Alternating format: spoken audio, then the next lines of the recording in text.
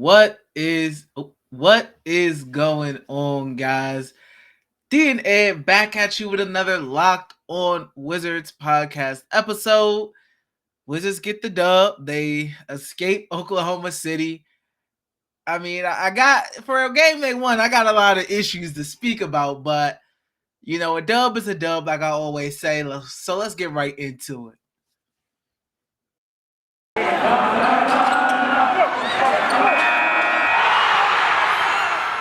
You are Locked On Wizards, your daily Washington Wizards podcast, part of the Locked On Podcast Network. Your team every day.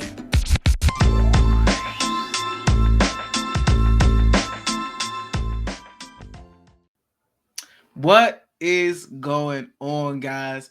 Back with another Locked On Wizards podcast episode. Thank you all for making Locked On Wizards your first listen each and every day. We are free and available on all platforms. This show is also presented to you by Prize Picks. And I got my main takeaway. What's your main takeaway from this game tonight? Well, I'm going to start off with the good. Kyle Kuzma has just been great. I mean, he's playing at all-star level right now. He looks super confident. Bradley Beal was announced that he was placed in the health and safety protocols, so somebody had to step up. And another takeaway is that Spencer Dinwiddie once again plays better when Bradley Beal doesn't play. 20 points, 10 assists, another double-double for Spencer Dinwiddie when Brad's not playing. Kyle Kuzma, he's just a man on a mission right now. He's playing his butt off, and he's going downhill. He's playing like he's 6'10". He's knocking down threes in the clutch again, getting to the basket whenever he feels like it. He's finishing through contact. He was the best player on the court tonight for both sides. I mean, he's playing really, really well. If he would have started playing like this from the first game of the season, he would clearly be in all-star conversations. Honestly, if we had more of a winning record and he's putting up the numbers, because the last 5 games he's averaging 27 points per game, 12 rebounds per game, and 2.8 assists per game. That's MVP-type numbers. If he was doing that from day one, from game one, 27 and 12, that is MVP conversation type numbers. That's how good Kyle Kuzma is playing, seriously. And I want him to get the recognition. Now, he didn't start doing this until like the last 5 or 6 or 7 games. That's why he's not going to get the recognition right now. But I mean, he's playing well, man. He's playing good ball. But defensively, we were just bad. It was awful. The Thunder, they spread us out. Josh Giddey, he's playing really good basketball. He's up for Rookie of the Year. He's a top 5 Rookie of the Year candidate. Excuse me. They got a lot of young guys that can play. That can put the ball on the floor and get to the basket. Daniel Gafford once again gets in foul trouble, so he can't really defend the rim and defend the paint like we want him to. But they just Shai Gilgeous-Alexander, you said it before. He was pushing guys out the way and get to the basket with ease, and we couldn't stop it. They had 64 points. We had 64 points in the paint again. This did look like a Washington Wizards game from last year, 122 to 118, like a Harlem Globetrotter. Scott Brooks kind of just throw the ball out there and run up and down kind of game. But they couldn't miss, and they were hitting some clutch threes too. We got lucky with Lou Dort airballing that 3. He got wide open. So I'm not going to say this is a lucky win, but this is another ugly, gutted out type win. But we need to, I'm not going to say we're going to blow out these inferior lottery teams, but we need to beat them by at least 10 instead of squeaking away with these wins. Yeah, that's why when people are surprised, like Wizards fans are surprised that they are struggling against the Pistons, the Thunder, the Magic, the Wizards don't blow people out. They don't play the type of style to blow teams out. Like, they don't play good enough defense to blow anybody out. Every game is going to be a competitive game because they can do what the Thunder did today. They can get to the basket at will. They can shoot from the mid range if at will. They don't have to shoot. I mean, in the first half, the Thunder were shooting like 15%, 20% from 3. They were shooting 50% from the field. And I continue to say, you don't need to be hot from 3 against the Wizards if you could just get to the basket at will. And I didn't know if SGA was LeBron James out there. I didn't know if LeBron got traded to OKC because guys falling over. Nobody could just do anything against SGA getting to the basket. He's getting layups at will. I mean, it was easy. I'm saying my main takeaway is the interior defense continues to be an issue. Game after game, teams are shooting 40-something%. The Thunder shot 48%. And this is a trend of outside of the Magic game where teams are shooting 45% and up against the Wizards. And it's tough to win games like that. And like I said against the Magic, they're lucky that this was the Thunder and they won, because if they continue to play defense like this, because you cannot consistently win games playing this type of style, these high-paced shootout games. It's hard to continuously win games. And if this was a better team, like the Bulls, and we saw what happened with the Bulls, those results are going to happen. I mean, these lower teams, they can get away with it. But I mean, the layups, you seen it towards the end of the game, with SGA, it was nobody there. He just got to the basket. It was nobody there, literally. I don't know how that happens. I mean, and I'm not even about to get to yet the miscommunication with Dort after the timeout. But I mean, I'm happy with the win. Yes, I'm happy with the win. But I mean, man, I can't just ignore the issues that I'm seeing right now. They got the win, but it's like, I don't have a lot of confidence coming out of this game with the way that they won. That's what kind of my main thing is right now. Yeah, and I would say, possibly if Brad played, maybe it would have been a larger margin of victory, but we've seen games where Brad has played, and the defense has been the same. Brad was there when we lost against the Rockets. Now we did get Rui back, we got Trezz back, and I thought Trezz and Rui gave us some good minutes. Trezz, if we don't get that offensive rebound dunk, put back dunk by Trezz, we probably lose if he doesn't make that play. That was a huge play down the stretch. And Bertans played well too. I mean, we'll probably talk about some more individual players later, but some guys did come in and step up off the bench when we needed it. And we did get a few stops down the stretch. But defensively, we got to clean some stuff up. Wes Unseld Jr., we know he's a defensive-minded coach, so he's got to get into these guys, and they got to defend better if we want to take advantage of these 8 home games coming up or 7 home games we got coming up. Definitely. And before we get into more thoughts about the game, we do have a message from our friends over at Prize Picks. Prize Picks has the best NBA DFS prop game on the market. Prize Picks offers more NBA props than any other DFS prop operator and offers all superstar players as well as bench players, only recording a handful of minutes each game. Prize Picks offers any prop you can think of, from points, assists, rebounds, threes made, etc. All of our users that deposit and use our promo code will receive a 100% instant deposit match up to $100. Just be sure to use promo code NBA. You pick 2 to 5 players and an over/under on their projections, and you can win up to 10 times on any entry, and it's just you versus the projected numbers. Prize Picks allows mixed sports entries. For example, you can take the over on Kyle Kuzma points, which I did tonight. I knew he was dropping 20 plus, or you could take the under on Neto points because he struggled today. Use the award-winning app on both the App Store and Google Play. Entries can be made in 60 seconds or less. It's that easy. Prize Picks is safe and offers fast withdrawals. Go to prizepick.com today and use promo code NBA, or go to your App Store and download the app. Prize Picks is daily fantasy made easy. Also, guys, I'm going to thank you once again for making Locked On Wizards your first listen. For your next listen, check out the Locked On Now podcast. Nightly recaps of every NBA game with analysis from our local experts. Listen to Locked On Now on Apple Podcasts, Spotify, or watch it on the Locked On NBA YouTube channel. And I want to get your take on, there was a play, just really quickly, and I know you got more thoughts about the game, but really quickly, there was a play where Dinwiddie had the ball. Gafford got switched on to, I believe it was SGA, and like they were just dribbling. He was just dribbling, and then he kicked it out to a bad pass where Kuzma had to try to scoop it up off the ground. That was a mess. I mean, I feel like at times the offense was a little clunky in spots. It definitely was a little clunky, but would you say your takeaway, like how optimistic are you feeling about this team right now? Because I remember at the beginning of the season, you're saying you were real bullish. We was both saying we were bullish. We were extremely bullish. Right now, how is that bullish like to pessimistic viewpoint right now, bullish to bearish? Like, what would you say right now? Like, I know they got the 8-game stretch coming up at home. Right. I mean, it's looking rough, definitely on defense, but they're getting it done. They're squeaking by right now. But how are you feeling? Yeah, I'm not too bullish, but I'm optimistic. You know, they got some guys coming back. TB Rui looks good. I like what I see. Once he gets his legs under him, dunking on people, that reverse dunk was I loved it. I love what I saw. Getting him back is huge. Getting TB back tomorrow night. If you guys didn't know, he's going to be playing tomorrow night against the Orlando Magic. That's going to be a huge help because if Gafford gets in foul trouble, you know, we don't just have to rely on Trezz. We got another big. They can space out the floor and shoot some threes. And Rui get into the basket. But yeah, that play, the offense is still murky. It's just so many guys.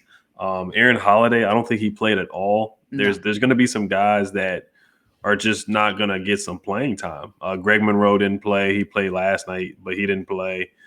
We only played 10 guys tonight. Yeah, we played 1, 2, 3, 4, 5. Yeah, we played 10 guys tonight. I feel like we've been playing like 12, 13 different guys. And Corey Kispert started too. He was huge tonight. My goodness. Did you see that block? Yes. Oh man, I didn't see that. I know he was bouncy today. He tried to get the dunk on Baisley, close but not close enough. Then he had the block. I mean, he came out of nowhere. I said, okay. Yes, sir. Hey, Corey. Yes, sir. He basically, he was playing like Billy Hoyle from one of my favorite basketball movies, man. He went up and he almost dunked on somebody too. I loved it. I love what he did. Not only that, he was cutting to the basket. He was finishing around the rim today too. And he had to get the start. I mean, he didn't know he was going to start today until we didn't get the news about Brad until really like a couple hours before the game. Not too long. Corey Kispert hit 2 threes. He was 2 for 5, 5 for 9 from the field, 12 points, and had a couple clutch buckets and a clutch stop. I mean, because we just couldn't stop anybody at all. So that was a huge defensive play there by a rookie. And he is athletic. He is 6'6", 6'7", and he's I'm not going to say sneaky athletic, but he's athletic, man. He's bouncy. And Bertans too, man. I give him he hit a couple threes. Now he had a heat check in the middle, and he missed the front end. And then him and Giddey were kind of like chirping with each other, going back and forth. But he was huge tonight down the stretch too. But about the offense, it's a work in progress. Moments like that where Dinwiddie just holds the ball, then he'll just chuck up a three at the end of the possession. I'm not a fan of those at all. And then Kuzma, you can see Kuzma just asking for the basketball. Yeah. So we got to clean stuff up like that. We got to clean stuff like that up. But I like what I saw from the bench and other guys. Corey Kispert stepped up tonight. And Denny, I'll give Denny some credit too. He made all his layups tonight. He was 3 for 4, 7 points. And I thought he got a couple stops on SGA tonight too. So I was happy to see him hit a 3 before the end of the third quarter. And, get out of the shooting slump. It's all about confidence. Keep your head up. Don't put your head down. Keep shooting the ball.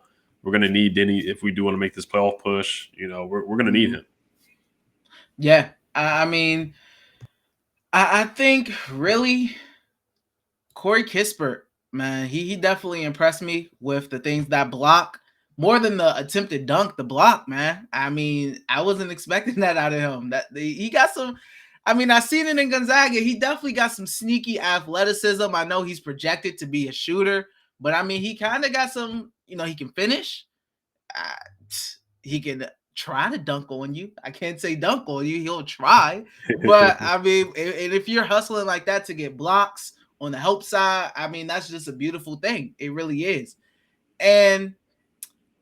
All in all, I really think that the Wizards, I'm not sure if it's the guards are just letting other guards penetrate too easily, and that's hurting because it's like you're putting a lot of pressure on Daniel Gafford, putting a lot of pressure on Montrezl Harrell to try to make up for that. So I don't know if it's that, but if they could shore up this defense, man, I don't know, maybe if it's personnel change through trade or just effort, I don't know. But if they can shore it up, I mean, they've been scoring. They've been scoring the ball. We used to be like, the Wizards can barely touch 96 points, etc. But they've been scoring in these games now. I mean, they've picked up the pace some. They've been having decent scoring games. The issue has just been defensively. The defense has just fell off a cliff. And I want so bad for them to be average defensively again. Like, at least be average, because if they can be average and maintain this offense of pace that they're at in scoring, I think they can be pretty decent. Like this 8-game home streak, they can stack up some, definitely. Instead of me feeling like they may be 500 on this 8-game home stretch. But mainly, really quick before we go off on Magic game and Player of the Game and X Factor. I've got to talk about Kyle Kuzma again. I mean, I know guys like Bertans definitely with the threes towards the end, and then the 1-on-1 with the Giddy, like you said. And Montrez with the putback. It's great to have him back, by the way. KCP hit some three big shots. He hit the bank shot 3 at the end of the game, and then Dinwiddie with the 22. Like you said, 7 for 7 from the free throw line, so that's really good. That's huge. But Kyle Kuzma, man, if somebody asked on Twitter, do we think this Kyle Kuzma stretch is sustainable? And I said, he hit some tough floaters and some tough shots today, and he may have stretches where those are bricks. But if he continues like he's been doing to get downhill and get to the free throw line, I mean, I don't think it'll really dissipate that much, because if you're getting to the basket and getting to the free throw line, you're being effective. It's not like he's just shooting a bunch of contested threes and contested mid-ranges and they're just going in. He's getting to the basket, and he's hard to stop when he's getting to the basket. So do you think Kyle Kuzma can sustain this type of play? I think he can, as long as he continues to play downhill. I really do. And I do want to talk about Hollow Neto too. You talked about defense, because he has been a defensive liability, and it's not his fault. He's 6 feet, so guys are just shooting over him. And some of his shot selection has been iffy. He's not taking some of the best shots. He's taking early 3-pointers on the shot clock. But to get back to Kuzma, man, I do, because he's playing with confidence. He's playing downhill. He's not just settling for threes. Where some of the earlier games was like, if he had an off-shooting night from the 3, he wasn't doing much else, but he would rebound. So not only is he just rebounding the ball, he's hitting fadeaway jumpers. He started out 5 for 5 to start out tonight. He started out sizzling hot. Yeah, he had 11 in the first, I think. Right, and the baskets he's getting are baskets where he's using his strength and he's using his height. So it's not like it's just fluky. Oh, I'm just hitting 5 threes and just shoot threes. No, he's getting to the basket. He's going downhill. So this looks very sustainable. And honestly, he needs to be that second option. If the Wizards want at our best, we're at our best when he's our second option. So I'm super happy for him. I mean, we know the Lakers story where Lakers fans scolded him every time they lost. He was a scapegoat. So I'm happy for Kyle Kuzma. I really am. Yeah, definitely. And I said this in the past. Similar to Brandon Ingram, Lonzo Ball, Jordan Clarkson, Julius Randle. It's tough playing A next to LeBron and B in that LA limelight, especially when you get LeBron there. You're on Undisputed, First Take, all these shows every single day. Every single day. It's tough, man. The scrutiny. You got these young guys, and they're young. They were young. It's tough, man. It really is. But before we get into talking a little bit about the Magic game tomorrow, which we know TB should be back, and I think maybe Brad too, because they said the test, Quinn Mayo said the test from his source was inconclusive. Right. So I'm like, maybe he'll be back if he tests negative by before the game. Maybe he'll have a chance to come back, because it's like now they're just like, I feel like he just sat because not because he had COVID or tested positive. It was just, we rather be safe than sorry. Right. So I think he may have a chance to play against the Magic. But Spencer is going to play on. This is his first back-to-back. I think he's playing. Oh, really? So he's I playing forgot about that. Yeah. Okay. Tomorrow night he's going to play. Okay, bet. Before we get to player of the game, X Factor, Magic game, guys, we do have another message from our friends over at Built Bar. Built Bar is the protein bar that tastes like a candy bar, maybe even better than a candy bar. Built Bar makes it easier to stick to your resolution because it tastes so good you'll want to eat it, unlike other protein bars which can be chalky or waxy or taste like a chemical spill. You want to eat healthy, but it just gets so boring by like week 3. You might be thinking, this is just not worth it. Where's the chocolate? Built Bars are covered in 100% real chocolate. Most Built Bars contain 130 calories, 4 grams of sugar, 4 net carbs, and 17 grams of protein. Compare that to a candy bar, which usually has around 240 calories, 30 grams of sugar, and dozens of net carbs. Even if you're not a huge fan of working out, you can at least eat something that tastes good and is good for you. That way you enjoy a delicious Built Bar. You can almost count it as a workout. And there's so many flavors to choose from: coconut almond, peanut butter brownie, raspberry, cookies and cream, salted caramel, mint brownie, and more. In fact, Built is always coming out with new limited time flavors. So check out Built.com often to see what's new. The offer is to go to Built.com, use promo code LOCKED, and get 15% off your order. Use promo code LOCKED15 for 15% off at Built.com. We also have a message from our friends over at BetOnline. BetOnline would like to wish you a happy new betting year as we continue our march to the playoffs and beyond. BetOnline remains the number one spot for all the best sports wagering action for 2022. New year and new updated desktop and mobile website to sign up today and receive your 50% welcome bonus on your first deposit. Just use our promo code LOCKEDON to get started. From football, basketball, hockey, boxing, and UFC, right to your favorite Vegas casino games. Don't wait to take advantage of all the amazing offers available for 2022. BetOnline is the fastest and easiest way to wager on all your favorite sports. BetOnline, where the game starts. So, Ed, who would you say is your player of the game, and who would you say is your X factor? It's got to be Kuz control. So I'll be real quick on that. Honestly, my X factor That's is back to back too.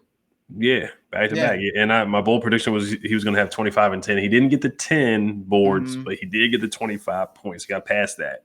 I'm going to say I could go with KCP, call a game with the bank shot, but I'm going to give Corey Kispert some love. I thought this was his best game overall. I know he had the 20-point game against the Knicks where he hit a bunch of threes. But this game, I thought he did it on both ends, and he just showed off the athleticism. We don't win this game without that block and some of those finishes. So I'm going to say Corey Kispert was my X factor, and I'm going to give him some credit. Facts. Kyle Kuzma, I got to go with Cal, player of the game. I mean, he was big. I know he would like to go 7 for 7 from the free throw line. I know that. But X factor, I will go with Trezz. Trezz coming back. The big, he brought some energy. He definitely brought that energy back that was missing at times off the bench. Home crowd, getting the crowd hype. I know he tweeted before the game earlier today. He was like, he was like the TV from the TV view. Cease was looking kind of empty. He was trying to get fans in the arena, and the way he plays, you gotta love it. So I definitely on the comeback game, first game back, Montrezl Harrell, I'll say X factor. Now, Ed, they got the Magic again, a game that we think the Wizards should win. We hope. What are you looking for in that game? I'm looking for Kuz to step up again because we don't know if Bradley Beal's going to play. Spencer Dinwiddie, I want to see how he comes out as well, being aggressive. He was getting downhill, getting to the basket every time. I love when Spencer Dinwiddie plays that way, and he's decisive. And defense, Terrence Ross. We cannot let him go crazy again. Franz Wagner, Cole Anthony, we cannot let Terrence Ross get 30 points. I'm tired of seeing him every time he plays the Wizards. He has to look like Michael Jeffrey Jordan every time. It's ridiculous. So just if they do that, Trezz is going to help too. We didn't have Trezz that game, so he's definitely. I don't see another big man that can really guard Trezz from the Magic, unless I guess Robin Lopez is playing or something like that. But I think we should dominate. Gaffer should dominate. Trezz should dominate. And let's put the nail in the coffin early. Let's finally get a blowout at home. Let's get a game where we can sit back and kick our legs up and get some rest at home instead of these nail biters against these lottery teams. Let's rebound the ball. Let's defend. Let's get out there. Let's run a little bit. Let's get some fast breaks going, some easy buckets, and knock down a three once in a while. And ball movement. Kuzma get going, and I think we should win. This is a game that we should win. I can't say anything is an easy win with this team, but this is a game where we need to come out fast and put the nail in the coffin, get everybody in, get Isaiah Todd in the game, get all these guys. This should be that kind of game, in my opinion. 100%. I think Terrence Ross, like you said, don't let him put up 30. Please don't let him go off again. Please. But most importantly, turnovers. I thought turnovers was a big factor against the Magic. Lower the turnovers. Turnovers was low-key an issue in this game, too, against the Thunder. But at halftime, it was like 7 turnovers compared to the Thunder's 1. But lower the turnovers. Defend the paint. Defend the paint, please. Do not let the Magic have a layup line like the Thunder had tonight. You got to toughen up in that paint, man. You got to have pride. I know that it's nothing worse than guys just getting easy baskets, layups, and it's feeling like a layup line. So toughen up in the paint. Defend the paint, please. Lock up Terrence Ross. But by any means, please do that because we already know how he torches the Wizards. And lower the turnovers. Keep them low. Don't let the Magic stay close and keep in it because you keep turning the ball over. Next thing you know, they got 10 points off your turnovers. You can't let them stay in the game or get a run because you're turning the ball over.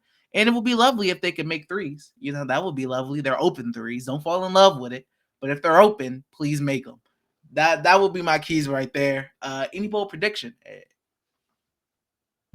I'm gonna keep going with Kuz, man. I'm gonna say Kuz, but it's not really a bold prediction anymore, I guess, because he keeps doing it. I'm gonna say Gafford gets 5 blocks. 5 blocks. He had no blocks tonight. 5 blocks, maybe a block game for him. Okay. Rui, I say Rui gets his first double-digit point game. I say Rui gets 12 points. His first double-digit game of the season. And that's all we have for you guys. I want to thank you once again for making Locked On Wizards your first listen each and every day. Now for your second listen, Locked On Bets, your daily one-stop shop for all your gambling needs. Locked On Bets, hosted by your boy Q, with expert analysis and insight from Lee Sterling. It's free and available on all platforms. So, Ed, are we ending this game off with a dub? Hey, it's already up. Dub, man. Yes, we ended it with a dub. We'll take it, man. I'm gonna say last thing. I'm gonna say Thomas Bryant dunks on somebody. That's my bold prediction too. Klay Thompson vibes. Well, all right, guys. Thanks again for listening. Make sure subscribe, comment on the YouTube videos, leave 5-star reviews. Thank you all for listening once again, guys. Thank you, guys. Hail to the Wizards. Peace.